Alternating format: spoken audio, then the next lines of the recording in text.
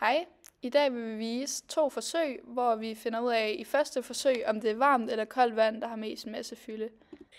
Ja, vi har farvet vores isterninger blå, så der vi kan se, når det smelter, hvor det ligesom ligger sig henne. Og i forsøget kan vi se, at det kolde vand ligger sig nede på bunden, så det vil sige, at det kolde vand har mere massefylde end det varme.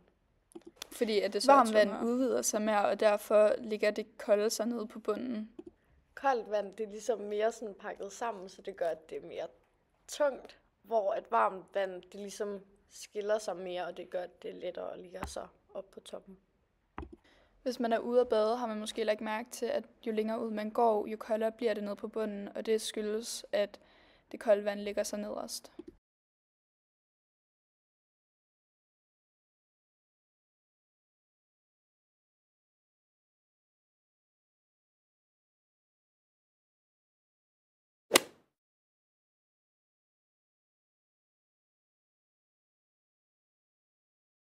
Og så er det vores andet forsøg, og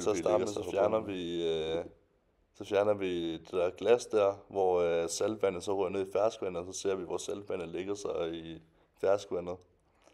Og men nede sydpå, der fordamper vandet mere, og der bliver saltet liggende i vandet, så der er meget mere saltindhold i vandet, end hvis du var på Grønland, hvor isen smelter, og der bliver ferskvand så blandet med saltvand.